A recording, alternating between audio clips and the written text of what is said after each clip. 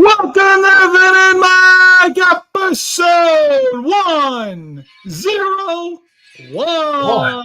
Get it right. What's up, Vin? Hello.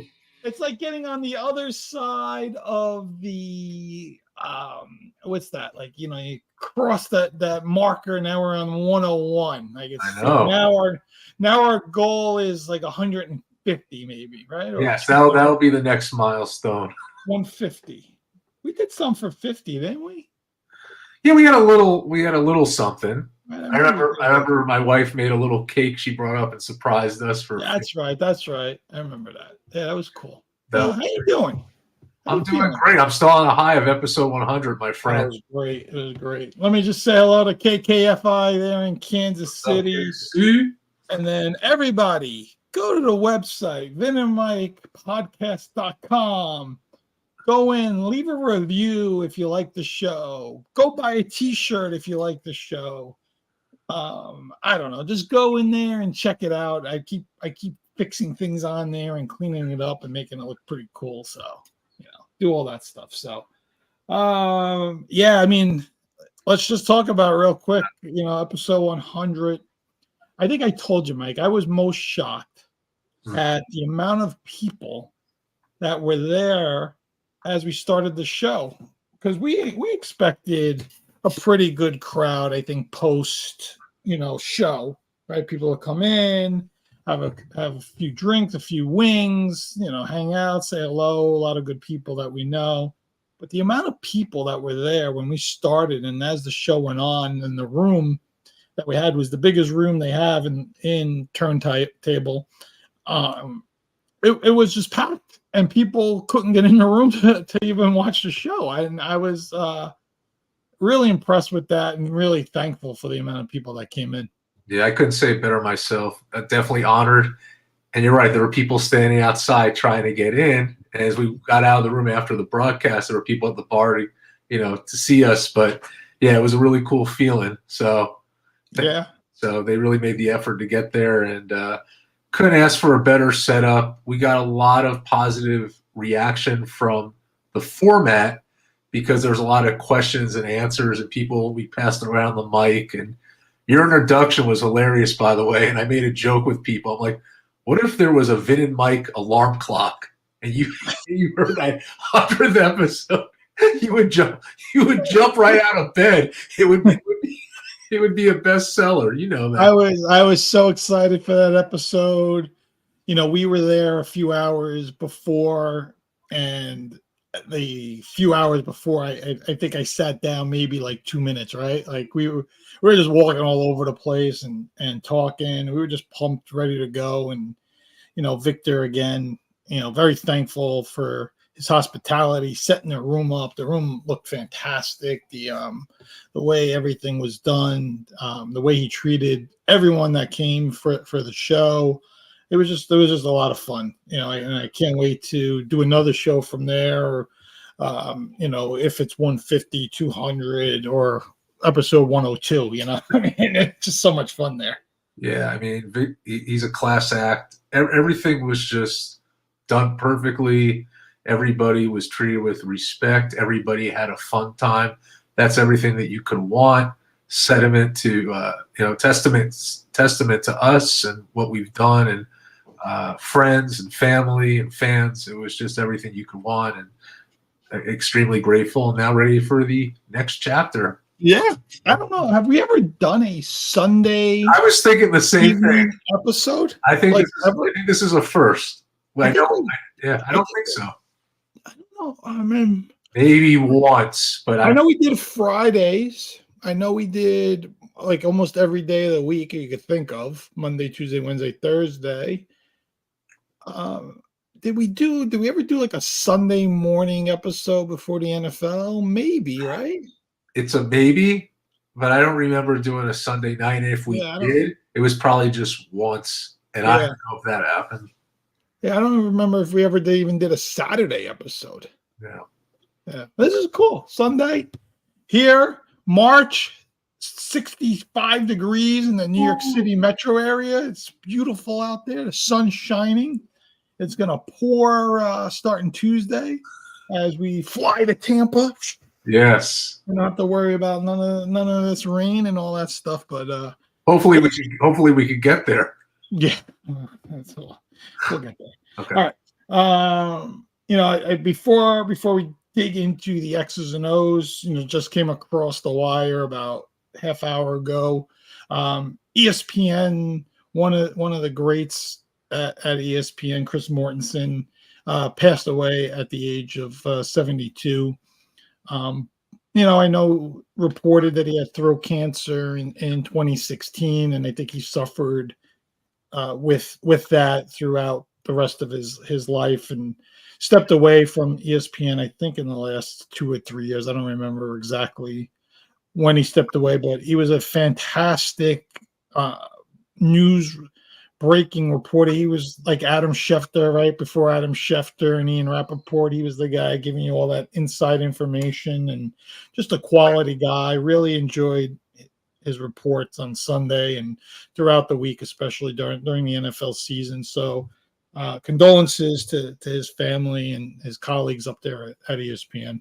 Yeah, he joined back in the early 90s. I mean, he was a regular. He broke some of the biggest news.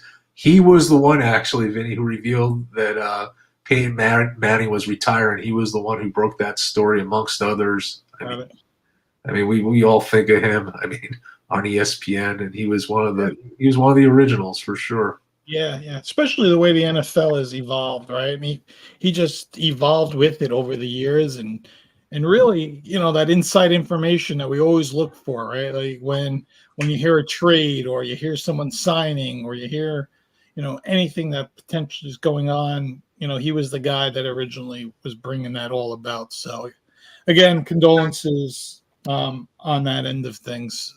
All right, Mike, let's get into it. Our Knicks, they're struggling here. We're out of the All-Star break. I still just don't have a warm and fuzzy here. I don't want this to continue to go south. I think we gotta figure a way to figure this out, right? Like, I mean, go ahead. Tell me what you're seeing and what you think. What I'm seeing is, they're dealing with, as we know, a lot of injuries. Anunoby, Randall, and Mitchell Robinson, they're all still out. Anunoby was the elbow. He was cleared for non-contact basketball activities Thursday. So what does that really mean, right? And the Randall has the shoulder injury, and surgery hasn't been ruled out for that, and I don't think there's been a definitive date. And then with Mitchell Robinson, I think it was on Tuesday that his ankle, I think he's not wearing a walking boot anymore, but he hasn't started running yet. So again, when you don't have definitive dates, you start to get a little bit worried. Now, what does a team do? What's happening here? They're playing a ton of minutes. I mean, there's been a lot of pressure on these guys. Josh Hart, Brunson, DiVincenzo. They're playing an excessive amount of minutes, and eventually that's going to wear on you. And that's what we've been seeing, right? So it's a shame, because we know and what this team has potential of with a fully active roster, but we're not there yet. And my hope is, and what's a little concerning is right now when we look at the standings, the Knicks still have that 4th spot. They're really essentially tied with the Sixers at the 5th spot. But then all these other teams are right there. I mean, if you look at seeds 4 to 8, the Pacers being the 8th seed right now, they're only 1.5 games behind the Knicks, and that's really concerning, right? So every game's important. The Knicks have a West Coast road trip coming up. You got to hope these guys get healthy quickly.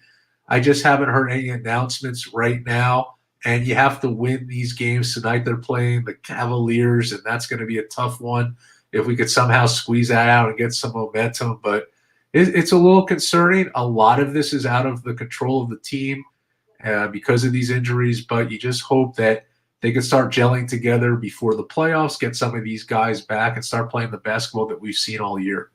Yeah, I mean tonight's a big game with the Cavaliers. I don't have a good feeling about it, but It's a big game. Like you said, these games are important. I just looked at the Celtics and Warriors score real quick. The Celtics are up by 50 What? on the Warriors. Just a quarter. 50. They're up 102 to 52. I was Oh like, my wow. God. I be honest, Mike. I don't know if we get the 2 seed and being healthy, we're gonna beat this Boston team. I mean, Yeah. they're just like unbelievable. I want to say something. I told Vinny this. Just looking at history, if you look at the Celtics now, I mean, it is sick what they have.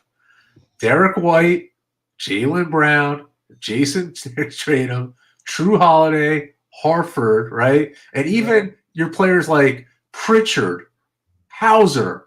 Don't forget Porzingis. And excuse me, and how did I forget Porzingis? Right. Yeah. And even with Porzingis not playing, let's say, right? Yeah. They're still dominant. And to me, this reminds me, if you look at basketball history, like that 85-86 Celtics team, they were unstoppable. You had Parrish, you had McHale, you had Bird, Danny Ainge, Dennis Johnson, Bill Walton. I mean, this is the kind of scope of team. They have so much depth, and there's a reason why this team is 47-12 because they are dominant. And again, we talked about this that earlier in the season. You know, what can the Knicks do? Who can they acquire to get past the Celtics? And it's going to, I mean, come on. You look at this team, it just seems like they're unbeatable. I don't know. We got to put crazy. Is your YouTube on? Because I'm getting back feed. Are you all right now? I hear myself. Okay. Hold on. Yeah. Stop killing me over there. Smalls. Can you hear me now? I hear you. I'm just getting back feed on myself. I'm not getting any back feed. I think it's you. No, I'm good. Whatever you had on, it was coming in back through the microphone. Okay. All right. Yeah, I mean, listen, they're the best team in basketball right now. You can't say that they're to go and beat Denver, right? Because Denver is the defending champ. So you always have to have that aspect of things.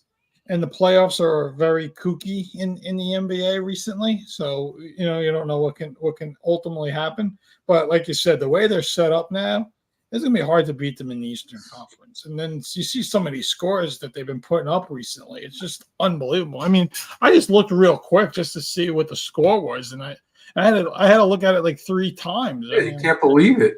Like it was 60 points, and there was still like 5 minutes to go in the third quarter. I'm like, what are they going to score? 160 tonight? Yeah, they scored. I'm looking here at the box score. They scored 82 at halftime.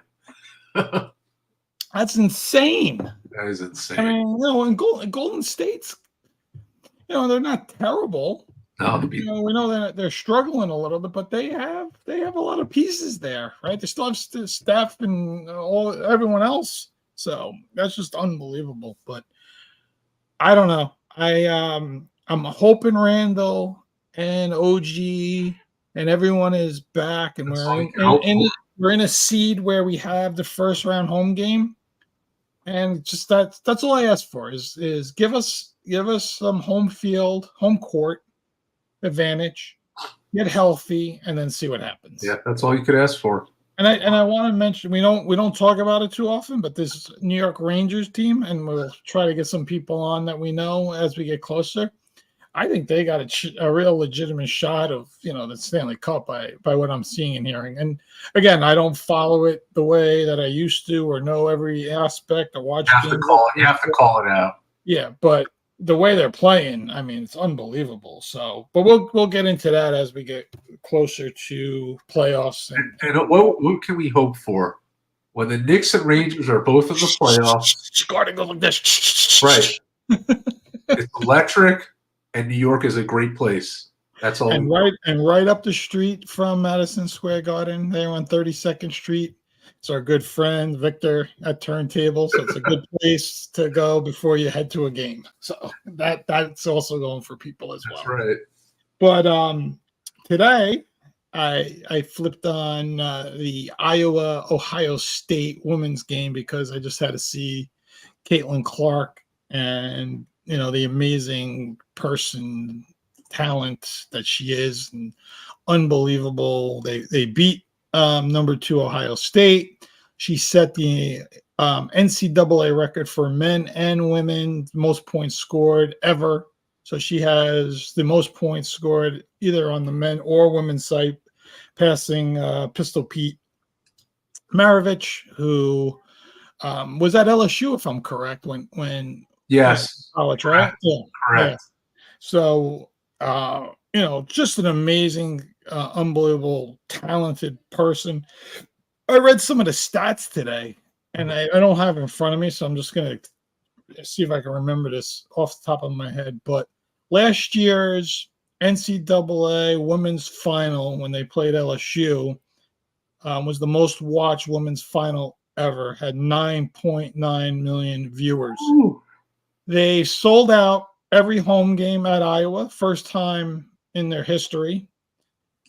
Every road game that Iowa has gone to, the home team has received 150% increase in attendance, and the ratings for the Big Ten on the women's side, the highest rated games on 6 different networks. It's incredible. It's the Caitlin Clark effect, as they call it. But I didn't realize that she played on some like AAU team or whatever that is, in her early years. Right. She started in 6th grade, and she played on that team all the way through high school. She was the number 4 prospect overall when she came out of high school, and she's from Iowa. She was born there, spent her life there, and now she's there playing college basketball. So essentially, when she goes to the WNBA next year, which she officially declared, so the reason she had to declare is because she played during COVID. Right. They would allow you a 5th season if you wanted. Okay. But she declared for the WNBA, so she's not taking the 5th season. So she's essentially is a senior, which I thought, but they gave you an extra year if you came in during COVID. So this is the last. It's crazy, Mike. This is the last class that came in during COVID. So COVID is like really like right now, this time 4 years ago is when we were shutting down the world. When Rudy Gobert gave everybody COVID and called the entire NBA to shut down. It was right around this time. That poor guy. Another, like all these guys get it like, oh, it's their fault that this happened. Yeah, come on. I mean, enough already with that stuff. But can you imagine? I mean, her first of all, her going to the WNBA, but what she's going to do for ticket prices and what that's going to look like next year. Yeah. Well, she is done with the shot, right? The essential shot, like Steph Curry's done in the NBA. Right? She shoots like 35-foot 3-pointers, like they're 10-foot jumpers, right? She makes all those crazy shots like he does. So she's going to bring that kind of game to the WNBA. As great as Sabrina Ionescu is at it, she's like, the next like step up. So I don't know who's going to get that first pick next year. It's going to be a state in the city that she's never played a home game in outside of Iowa, which is kind of crazy when you think about that. Yeah. But they're getting themselves the next big star, and potentially, like you said, someone that's going to drive ticket sales, TV. It's the WNBA's chance to really, make a statement moving forward. Yeah. I just wanted to point out some stats. I mean, this isn't crazy. This season, she averaged 32.3 points per game, right? Nice. And then throughout she's had overall 55 30-point games, including 18 this season. That's a most by a Division I player in the past 25 seasons. 17 triple doubles, including 6 this season, which ranks 2nd in Division I history, behind Sabrina. 12 40-point games, including for this season, the most by any D1 player. I mean, best of the best. And how fitting to segue, speaking of best of the best, and someone who congratulated her on Twitter, Mr. LeBron James, and the only one in the 40,000 point club, two legends. Yeah, as much as we, do our comparisons and we don't believe in saying that LeBron is anywhere near Jordan. That's just our opinion, our take. It has been forever. But this guy's one of the all-time great players, no matter which way you look at it, and you can rank him wherever you want, but he's one of the all-time greats. His consistency is got to be definitely one of the things you look at, continually putting up 25, 30-point averages, well into his upper 30s here, right? He's 38, 39 now, been playing a high level of basketball for so many years, so many finals, Olympics, world championships. I mean, he puts a lot, a lot of miles on himself. We know the last few years he hasn't played as many games, as he did earlier in his career, but at the same time, he figures out a way to get that team, in position to make the playoffs. They got a good shot again to make the playoffs this year. They need Anthony Davis, of course, to stay healthy, but great point, Mike. I mean, 40,000 points is just unbelievable. I don't know if we're going to see another 40,000 pointer. Well, if you think about it, Kareem had the previous record, and he played for 20 years, right? Yeah. Different. I think what people forget, too, about LeBron is as great of a scorer he has been, he's also a great passer. I think he's fourth or fifth in assists right now. So his overall, I mean, that's what you have to realize, the impact. And as you said, we're not comparing, but, I mean, to break Kareem's record, I mean, that was huge. And now to be the only person at the 40,000 point club is absolutely insane. So it's longevity with consistency, greatness, right? That's really what it comes down to. That's like I said, it's the one thing you can't take away from him is that high level of play for so many years. So I give him a lot of credit on that. I don't like to compare the point scoring to Kareem because of 3-pointers and all that stuff. It's just different, right? It was just different, But listen, he's an all-time great. He's I don't care if you consider him 1 or 2 or 3. You can't put him anywhere outside of the top 5. He's one of the top 5 greatest players ever to play the game, and a big congratulations to him. So did you see this kid yesterday? I'm going to segue right to this because we're talking about greatness. Did you see this kid from Texas, the wide receiver, Xavier Worthy, run that 4.21 40-yard dash, the fastest 40-yard in the combine history since they've been tracking it? Did you actually see the actual run? I watched the replay and it amazed everybody. I mean, it's he looked 4.21. I mean, that's sick. He looked like he was running 5 yards per step. He had such a long gait, right? His running is so long, and I was unbelievable, how quick he got there. And the thing is, and this is the interesting thing, is he was projected prior to the combine. He was projected late first round, early second round, depending on which mock draft you look at, which one you consider. I think after something like that, and if he's already projected late first round, early second round, I guess some of the concerns is maybe he's only 170 pounds, right? Things like that. You look at things, but if this guy can run routes, that starts not to matter anymore, right? I mean, you just run past everyone. You become like Tyreek Hill. You become one of these guys that, as long as you can get open, no one's catching you. Yeah. You know who else stood out to me? I mean, to me, the best of the best, Xavier Worthy, watching that. And you're right. I mean, he's 5'11", 165, 170 pounds, but when you use something like that, you start to be looked at. Also from LSU, Brian Thomas Jr. Yeah. He had I want to point him out because Yeah. he had an amazing day. I Yeah. think he was a little. I think what is it?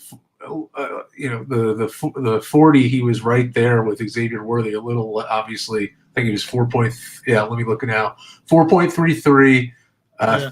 38.5 inch vertical. Big dude, right? He's like Big dude, 209 pounds, 6'3". So I watched him. He looked fantastic. Yeah. So. Even the kid from Washington. What was it? I forget. Adunze? Yeah. Yep. Yeah. He's we of course Marvin Harrison Jr. didn't participate, which is normal for these guys, but he's a big guy too, that Adunze. Yeah, he ran like a 4.4. Yeah, he's huge. Yeah, he was. They were comparing him to Fitzgerald. Yeah, yeah. And then the Florida State defensive end, I forget his name. He ran a sub 4.540, but all his numbers were essentially similar to Micah Parsons. And that's not maybe he's went to Penn State. Florida State, Penn State, one of them. Okay. One of them. But they were like very similar, like to Micah Parsons. Micah Parsons went to Penn State, so maybe that's what I'm thinking. Okay. But they were comparing him. I watched Michael Penix throw. He looked pretty good. He made some nice throws. I don't know. My only concern with him is his health, of course. And then none of the big quarterbacks. Oh, J.J. McCarthy threw. J.J. McCarthy is almost 6'3". I didn't think he was that big. Yeah, I didn't know that either. Yeah, he's bigger than I thought. He made some good throws. Of course, Caleb Williams didn't throw, May didn't throw. Jaden Daniels didn't throw. They all wait for their pro days because it's a more controlled environment for them. They're able to make the throws that they want to make. They want to show that they can make NFL throws and not combine throws. The kid from Tennessee, Malone, right, threw 70 yards on a dime to one of the receivers. Holy crap. And he's a massive dude. He's 6'5", like 240. So he's going to be one of those guys that people are going to look at and think, hey, this guy can be, Josh Allen, Jalen Hurts, kind of like similar size, right? Like Anthony Richardson, CJ Stroud, all of a sudden but he's projected to go later. But now people see that. You know how it is. People see that. Like all of a sudden your third round grade becomes like a second round grade, especially with a big arm like that. Now, can he make all the NFL throws? That's the important thing, right? Can he read the defense? Right, it's a different atmosphere. Yeah, like those interview processes and all that is really where you're coming. But I'm excited, Mike, and you should be excited because they were just saying today on the offensive linemen that it's the best offensive line class they've seen in 20 years. So you guys should get yourself one of these big offensive linemen at 10. Meanwhile, Mel Kiper says you're taking Brock Bowers, the tight end. There's a lot of talk about Bowers. There is. Yeah. Well, I was thinking about it today. It's kind of funny. If you look at the final four teams and right, the championship teams. So you had the Chiefs, who have Travis Kelce, the Ravens, who have Mark Andrews, the Niners, who have George Kittle, right, and the Lions, who had Sam Laporta, which he was the rookie of the year, tight end. So really, all four of those teams had legit number one tight ends, right? So you start looking around the league and you look at the other playoff teams, like Buffalo has Kincaid, and the Packers had the two rookies they drafted. And you just keep going down the line. You're like, well, what are the Jets missing?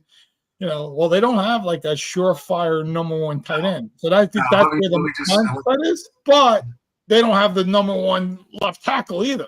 No. So what's happening with the Jets right now is you have CJ Azuma, and he's going to. I think there's a cap issue with him. You need someone that could really work with Tyler Conklin. And I think that he would make a huge impact on Aaron Rodgers. So it could be really interesting. There's been a lot of talks about him, and you're right, Vinny. Like this is a position that they could use someone who's really top of the line, right? Yeah, So yeah, we'll see. And yeah, what's been a big problem with the Jets, the red zone, right?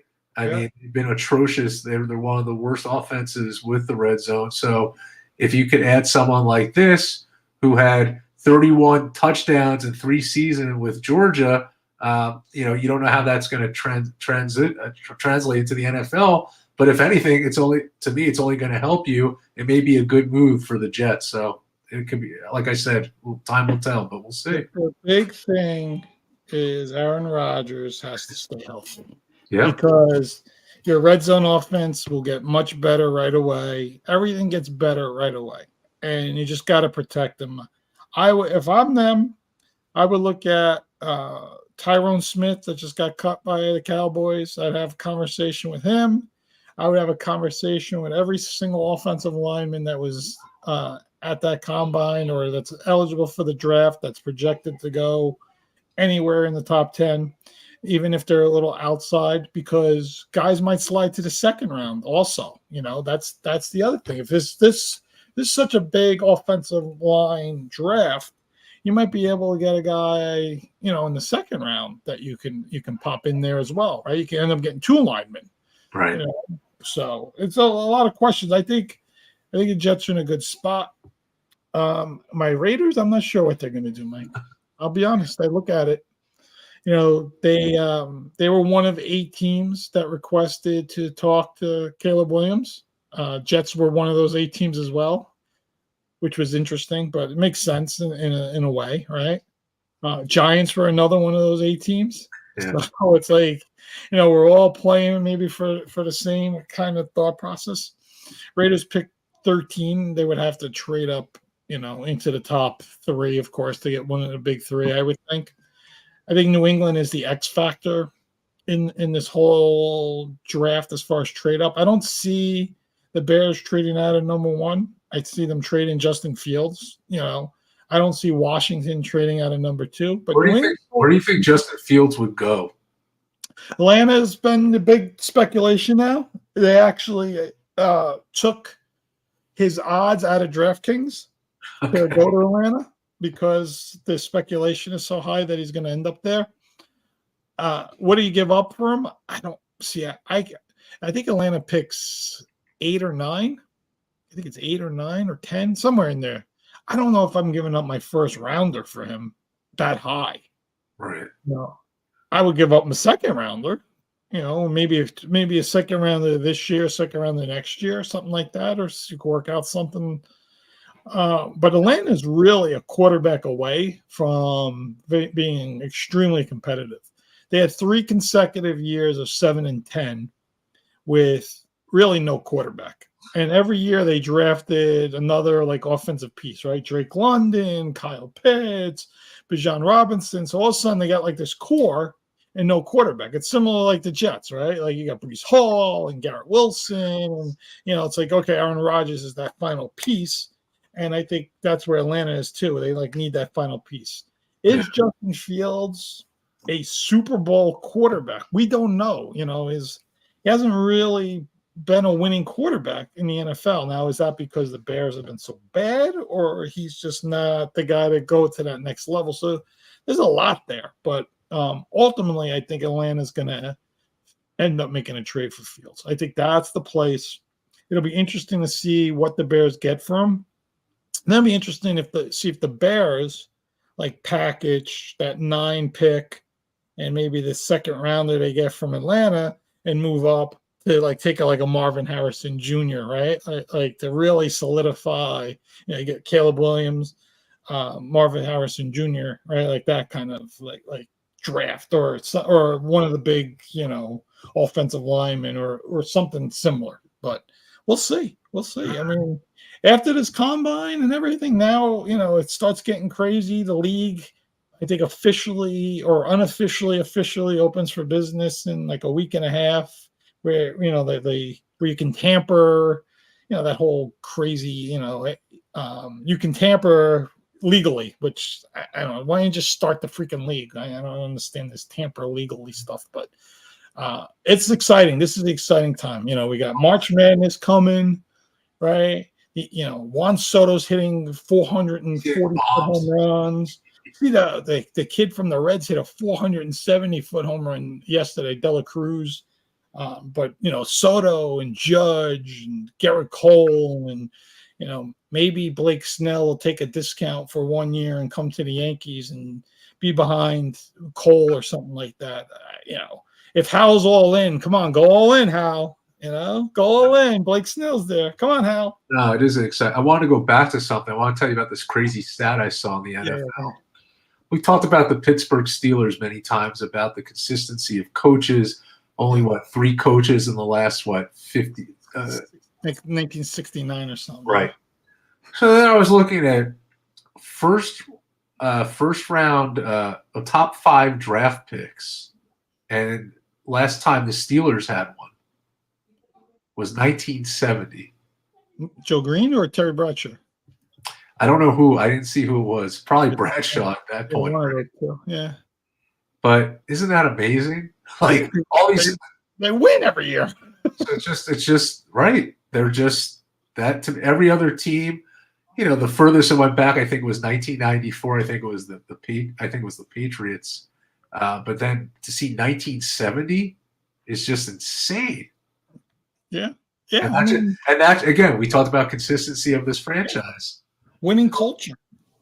Winning culture. The Cowboys. A lot of people don't realize this, that they started, I forget what year they started, somewhere in the 60s, but Tom Landry was their first head coach. He coached 20 years till 1989 when Aikman came in, right? And then Jimmy Johnson came in. Did he coach Aikman? No. So that came the year after. No, right? Jimmy Johnson drafted Aikman. Jerry Jones bought the team, hired Jimmy Johnson, fired Landry, the whole thing. But their first 30 years of existence, they had one coach. Yeah.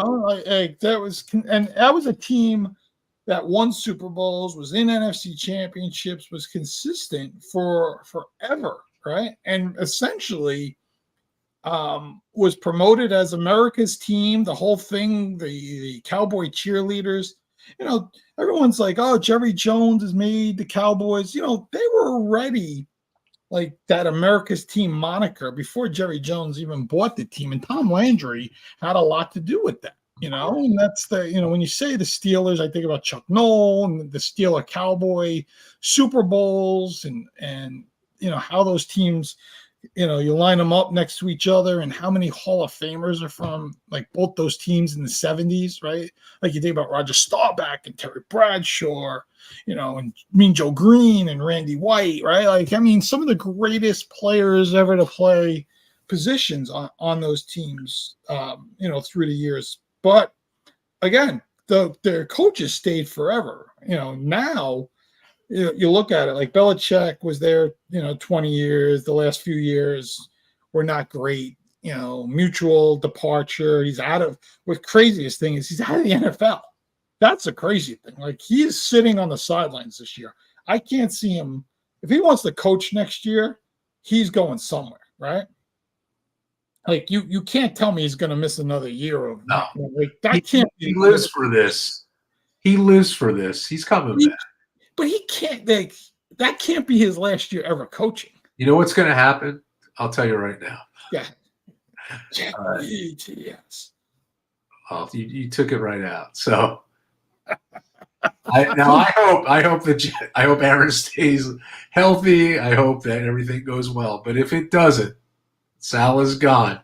He's gonna do a press conference. He's going to do it to them twice. He's gonna. Where he's gonna essentially end up if they have a bad year is the Giants. He has a very good relationship. He has a good relationship with the Giants. Mm-hmm. If Brian Dable does not bounce that team back this year, they will replace him with Bill Belichick. Yeah, this is not the end. It'd be crazy to think it's the end. It's not going to be. How did Mike Vrabel not even get a job? Belichick, Vrabel, Pete Carroll, all out. Pete Wonderful. Carroll thing really, I know a lot of Seahawks fans. That really bothered the fan base a lot. Really? Yeah. I mean, yes, he was the oldest coach in the league, but he had the stamina of a 40-year-old. Oh, yeah. I mean, he was so passionate about that team. I mean, he was – and then, yeah, so it sucks that he couldn't get something else or stay with that organization. So Yeah. Well, he's doing whatever he's yeah, doing. he's doing what he's doing. But he wants to be on this. He wants to be on the sideline. Of course he does. Of course they do.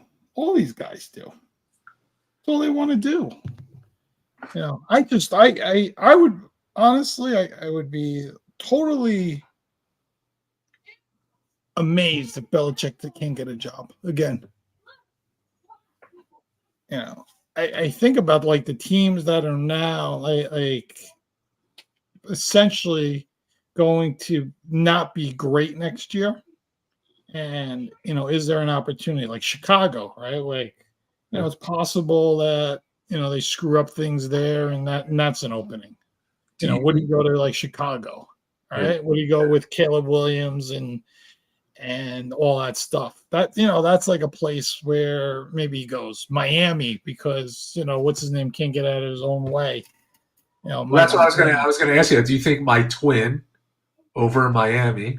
He's got to be careful. What do you think his longevity is over there? What do you think his situation is over there? Listen, that team in back-to-back seasons started out like rocket ships, right? Like top of the league. Like people were putting them as the number one team when they scored 70 points against Denver. Right? Like me were like, calm down, it's one game, but everybody was like, oh, this is the best offense. Remember that? Yeah, there was all that talk. Oh, you know, this is the best offense since Brady and Randy Moss, you know, whatever that crap was. But again, the first half of the seasons, they were way up here. And then they fell apart and got slaughtered by the Chiefs. The Chiefs ran them out of the building in that playoff game. Actually, the Ravens ran them out of the building too, like the week before that or 2 weeks before that. Every like good team they played, they got beat by. So got to be very careful. I don't know how good Tua is in this whole thing. That's the other thing. He did stay healthy. He had a big year, but, you know, is he going to stay healthy another year? Are they going to get better? They had a ton of injuries on defense. So I don't know if that played into it as well. But Fangio left, right? He went to the Eagles. He's the Eagles defensive coordinator now. So totally different team. Again, I think he needs to win, get to the playoffs, but he's gonna have to win a playoff game. Essentially you become you know, like any of these coaches that yes, you're putting up winning years, but you're not winning enough. Like Mike Tomlin was even suspected to like not be in Pittsburgh again. But I mean, guy wins every year, but he every year. That's all they look at. Yeah, that's true. You know, is John Harbaugh going to be in trouble? Yeah, I can't see that. But you know, well, like Mike McCarthy, right? You know, won 36 games in 3 years, and everyone's like, he should be fired. You know, yeah, I truly think just one more thing about the Jets. If Aaron Rodgers was not here, I think that whole coaching staff would be out. I think that he has a lot of pull on what he wants, how he wants it. Because let's face it, this is Salah's going into his fourth season, losing record, and then Hackett, what has he been like? But him and Rodgers have that bond, right? So he's going to defend him. But if the Jets get off to a very poor start this year, I just think they're going to change the whole regime, which is never good because then you start from scratch. But this is and all the rumors coming out of the locker room there, and you know, McCole Hardman. They say he was so upset he gave the game plan to the Eagles, and Robert Salah in this new survey was ranked fourth of 32 coaches, and all the coaches ranked below him are all the ones that got fired. So I you know, you don't know, you don't essentially know what's going on, you know, behind the scenes. But winning cures everything. right? Winning cures it all. All those rumors and all that stuff, it all goes away when you start winning, you know. So Aaron Rodgers staying healthy, the Jets will win games. They have more than enough talent where the quarterback just has to be efficient. You don't even need Rodgers to be, 2010 Aaron Rodgers. You just need him to make plays when they're necessary, get the right players in the right place. Like you said, good red zone offense.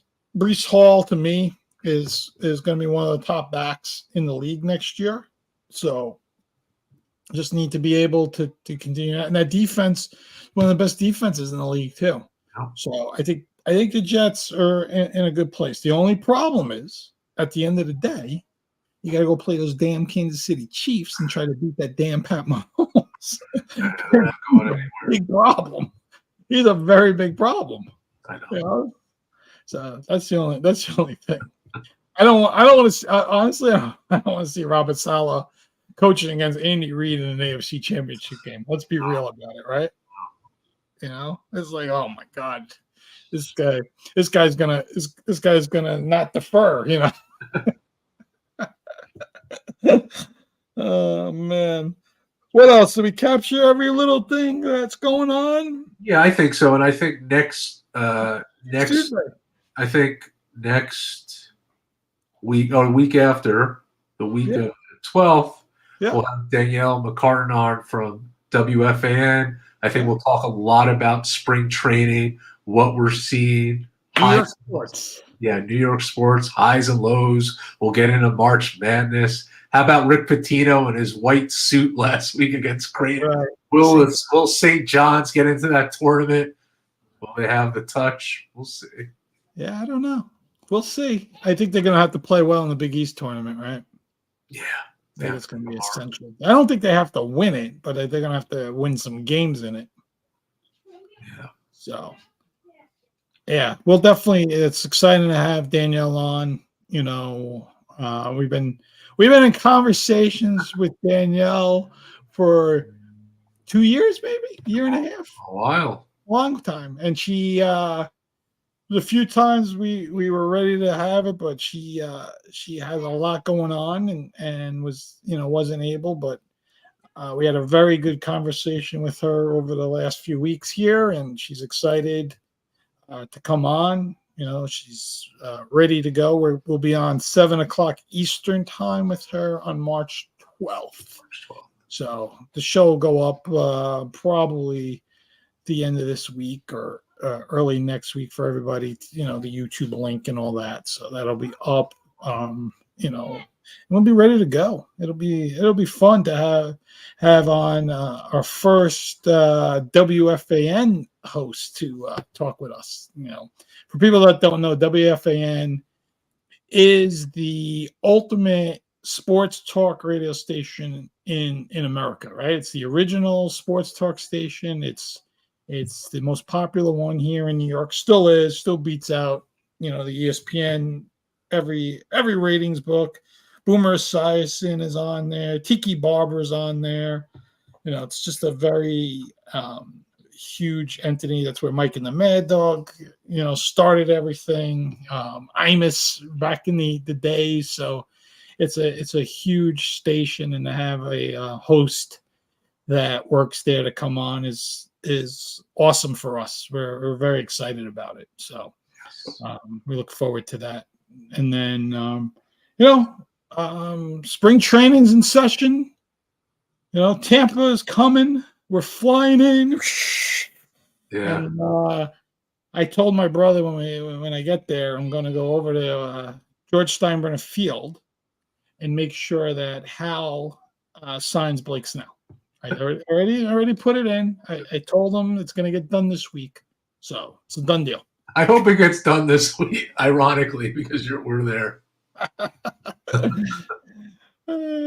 So that's about it. All right, Mike, I know you got some stuff going on. Let's cheer on the Knicks tonight, 7:00. Yeah, in about an hour and change for people that are listening to the show, after Sunday, March 3rd, past 7 p.m. We're sorry if you think the Knicks are on while you're listening to the show. But we gave you the date. This is the date we're talking about. And last time I looked, the Celtics were still up by over 40 against. What is going on over there? They just totally destroyed them. So. Oh my goodness! All right, Mike. You have a great night, and we will meet next week. We'll see you in Tampa. Yeah.